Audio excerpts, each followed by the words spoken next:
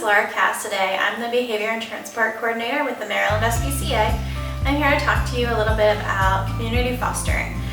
Shelters are closed or shelters have limited services right now, so what we need is the community support to assist us with cats and kittens being born outside. Normally, you could just pick them up, take them to us, and we'd take care of it, but we don't have the capacity to do that this year, and many other shelters are in the same boat. So we really need the community's help with what we call community fostering. So what to do when you find a kitten. When you want to help, normally you just kind of want to jump right into action, but there are a couple of things that you need to take a look at first. You need to kind of monitor what the situation is.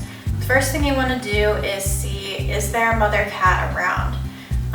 9 times out of 10 there is. You might not see her right near them, you might not see her in your yard, but she's probably hiding somewhere watching you. So you want to make sure that she's there. If she's there, the best thing to do is just leave the kittens where they are. If they're under 6 weeks or so, the best place for them to be is with their mother. You don't want to separate them. Their mother can do a much better job raising them outdoors than you can do without her raising them indoors. You just kind of want to leave them be. A good way to tell if the mother cat is around is to take the kittens, put them in a little cardboard box or put them on a blanket and sprinkle some flour around to be able to tell when she comes back if there are paw prints left in the flour. So you want to give her a few hours, you can give her even a day to see if there are paw prints in the flour, and if so, she's around, she's taking care of them. You can put some food down for her, some food and water, and kind of leave them be and monitor the situation until you're able to get the whole family in for spay and neuter, trap, neuter, return services. The next thing you want to do when you're after you're finished monitoring, is there a mother around? You want to look at the kittens themselves. So a good way to tell if they're happy and healthy is take a look at their bellies. Are they nice and round? That means they've eaten recently. You want to make sure that they aren't crusty, their eyes aren't crusted shut, they're not sneezy, they're not super skinny, there's no visible injuries or blood anywhere. If that's the case, then you do need to do something right away. They probably won't make it outside without your intervention.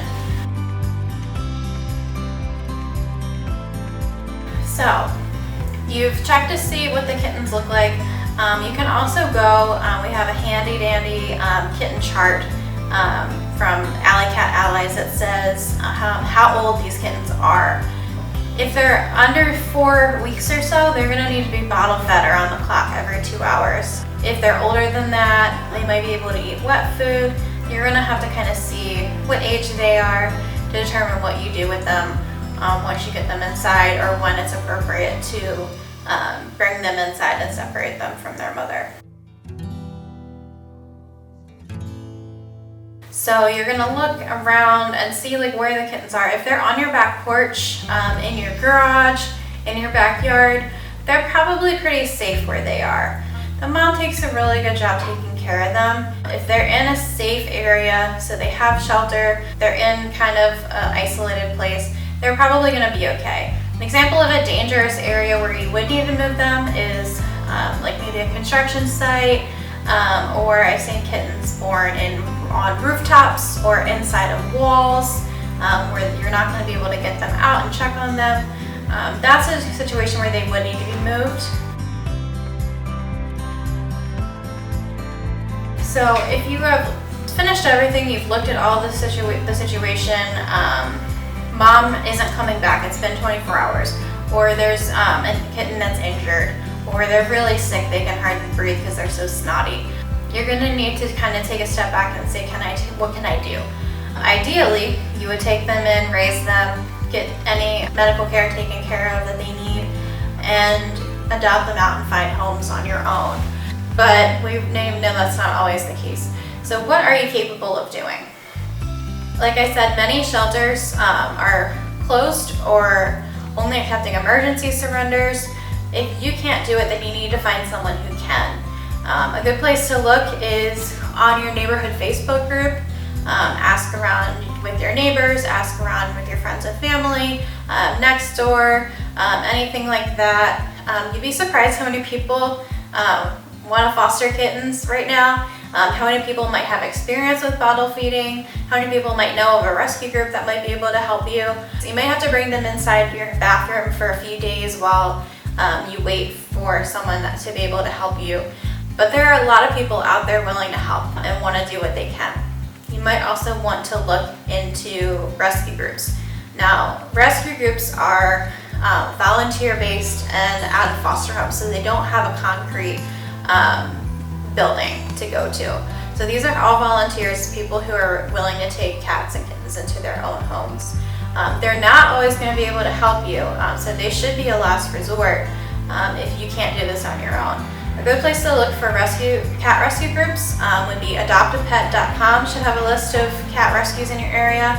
You can look on the Maryland Pet Gazette's website. They also have a list of rescues. And do a Facebook search. There are a lot in the area, and they should all be at least willing to give you advice, maybe help you with supplies if you're able to open up your home to these kittens. So there are always people out there who can help you with at least what to do. How do I bottle feed? How bad does this kitten have to look before I take it to the vet? There are people out there in rescue groups and just in your neighborhood Facebook group that should be able to help you with things like that. So actually getting the kittens now, most of the time if they're little babies, you can just pick them up, scoop them up, take them inside. It's no big deal. That's for the kittens that are like 6 weeks old and younger. They're not as mobile, they're not out running around yet. If they're older than that, if you can't catch them on your own with your hands and they need to be trapped, it can be difficult when they're that age and they're growing up outside without human contact to bring them inside and socialize them enough to be friendly family pets.